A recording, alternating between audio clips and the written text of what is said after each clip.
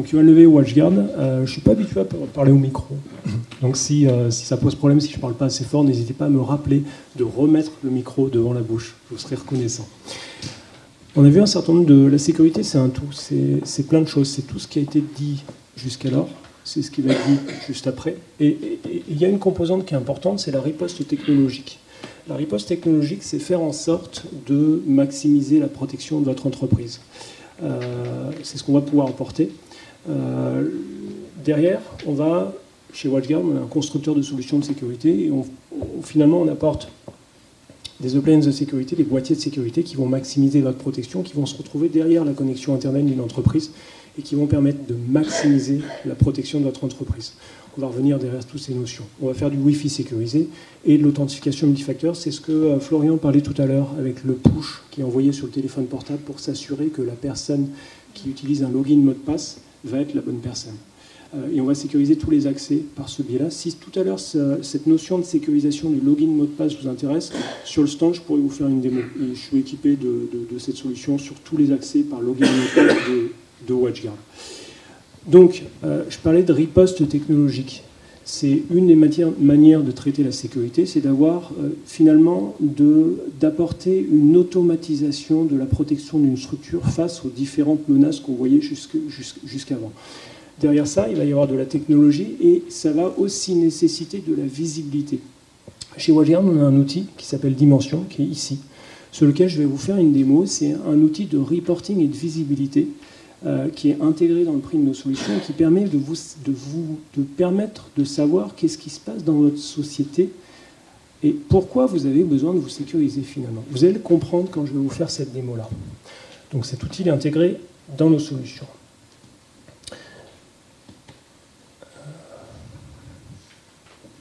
Ok, bizarrement, j'ai pas.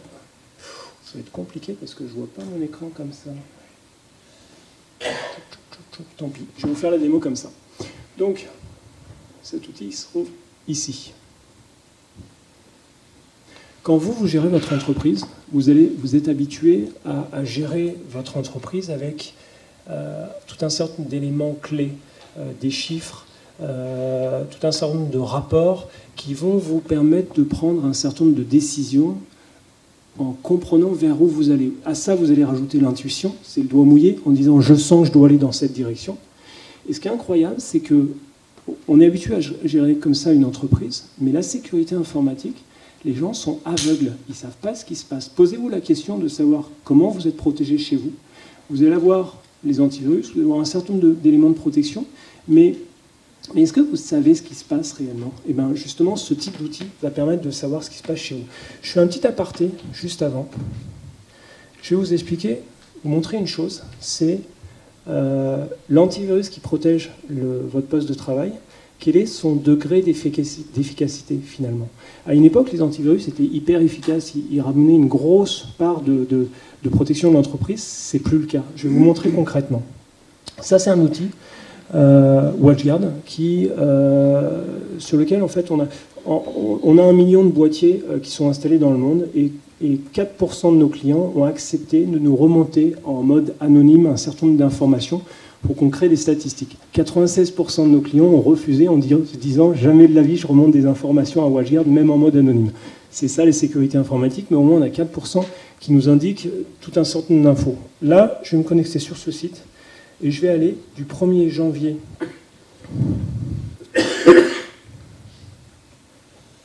2019 jusqu'au 31 décembre 2019. Ça va mettre à peu près 10 secondes pour mouliner ces chiffres-là. Là, je suis au niveau mondial.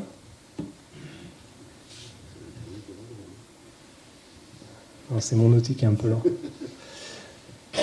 Ça, c'est ici le chiffre le plus important. 59% des malwares sur l'année 2019 étaient les malwares connus, donc les malwares bloqués par l'antivirus. Ça, c'est au niveau mondial. 41%, c'est des 0D, c'est des nouveaux malwares qui viennent d'être modifiés par le hacker, qui ne sont pas bloqués par un antivirus.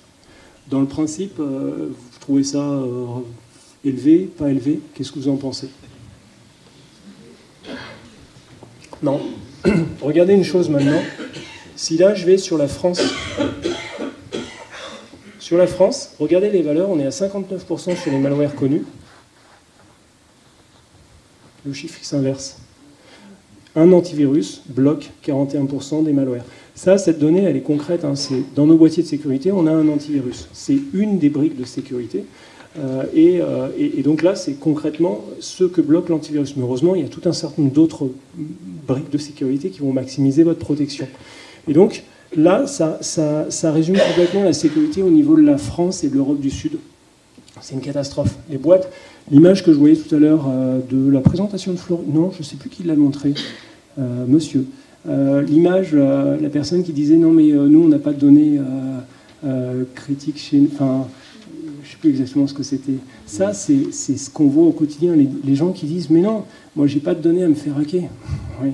Bah, ça, c'est le niveau de protection. En Europe du Sud, les entreprises ont tendance à très mal sécuriser l'informatique.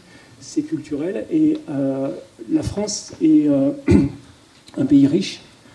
On râle tout le temps, on a nos gilets jaunes, tout ça, mais on est quand même dans le top 10 au niveau richesse mondiale. On ne s'en rend pas compte. Mais finalement, ça veut dire que des entreprises qui sont mal sécurisées avec de l'argent, ça fait ça. Où les hackers ont tendance à principalement cibler des structures comme ça qui sont mal sécurisées. Pour revenir à ça, je vous disais qu'on fait des boîtiers de sécurité qui vont permettre de maximiser la protection d'une entreprise. Je vous parlais de cet outil de reporting, de visibilité pour comprendre ce qui se passe et prendre des décisions avisées en comprenant ce qui se passe. Je vais vous montrer cet outil. Il est ici, c'est juste un jeu de démo. Je vais me connecter sur un boîtier. Et là, c'est un outil graphique qui permet à Nexio, quand ils installent une Open WatchGuard, de comprendre ce qu'ils font et d'arrêter de faire de la sécurité avec le doigt mouillé.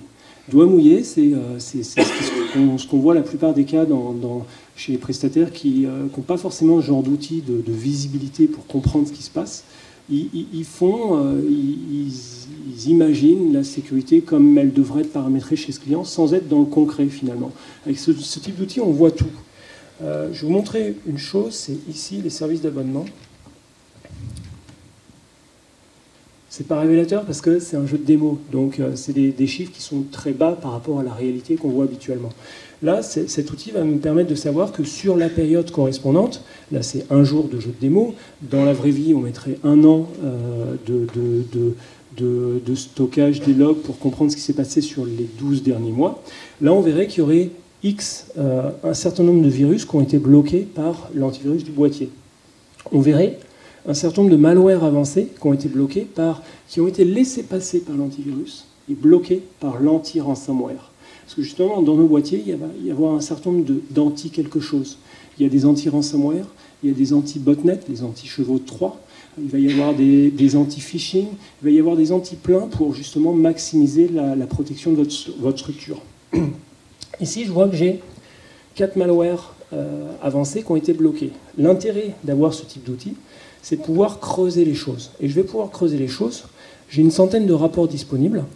Et je vais par exemple aller sur le rapport sur les malwares avancés. Là, je vois mes malwares. Si je clique sur le premier, ça, c'est ce que va faire un Nexio pour maximiser votre protection. Et là, ils vont voir que on a un utilisateur de votre société, SID, dans cet exemple, qui a récupéré ce malware par cette source-là. Le lien correspondant, c'est du Tiny Upload, donc c'est du peer-to-peer. C'est donc SID qui est très probablement en train de télécharger une série télé ou un jeu. Et si on clique sur le détail de la menace, on va pouvoir comprendre que cette menace, c'est un ransomware. Et si on fait la même chose sur les différents malwares qui avaient été bloqués, c'est à chaque fois des ransomware qui ont été bloqués par le boîtier. Mais le 100% de sécurité, ça n'existe pas. Dans le cas ici, quand on est à 41% de protection par un antivirus, le fait de rajouter des couches de sécurité vont permettre de maximiser votre protection, mais on va se retrouver à un 99,99% de sécurité. C'est déjà pas mal, mais il y a quand même ce 0,01% de risque. C'est une méthode de hacking toute nouvelle qui passe par un biais auquel personne n'avait imaginé. Ça peut arriver, ce genre de choses. Donc, par ce biais-là, c'est bien d'avoir des outils comme celui-là, où on va voir que ici on a un ransomware qui a été bloqué, qu'à chaque fois ces ransomware viennent de peer-to-peer, donc de téléchargement de séries et de logiciels dans bien des cas. Et donc, quand on a ce type d'information, souvent ça va aussi principalement venir de la messagerie. Mais donc, ce qu'on va faire, c'est qu'on va pouvoir interdire le peer-to-peer, le téléchargement, en expliquant aux salariés deux choses. C'est que, un, c'est la responsabilité du gérant de l'entreprise qui est en jeu, déjà, et deux, c'est un comportement dangereux.